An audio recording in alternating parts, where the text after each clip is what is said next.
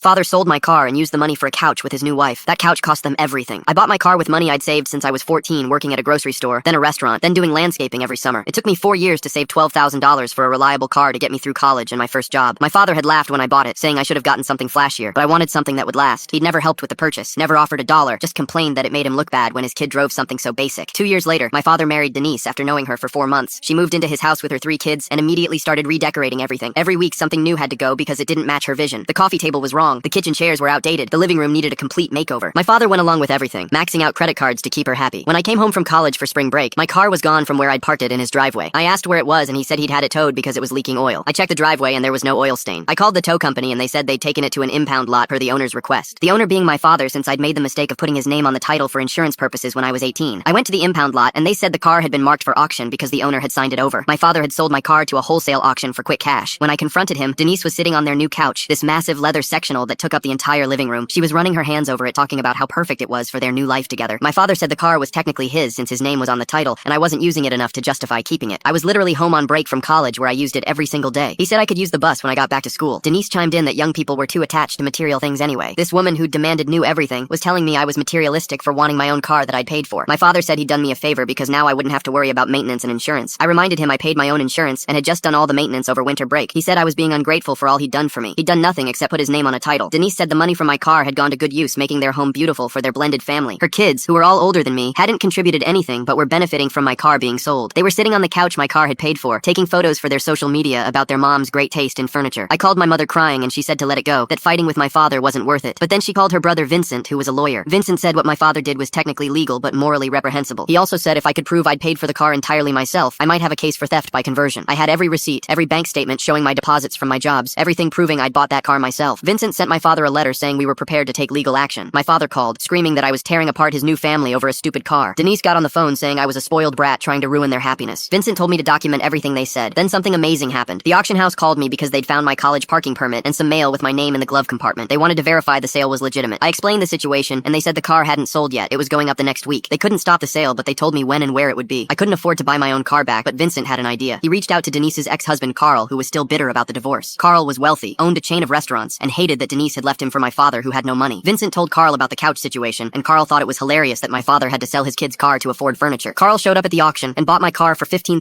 $3,000 more than it was worth, just to drive up the price. Then he called me and said I could have it back for exactly what I'd originally paid for it, $12,000, but I didn't have $12,000 anymore. Carl said I could work it off at his restaurants over the summer and take the car now. The best part was Carl knew Denise would recognize the car. He made sure to drive it past my father's house a few times before giving it to me. Denise saw it and demanded to know why Carl had my car. When she found out he'd bought it to give back to me,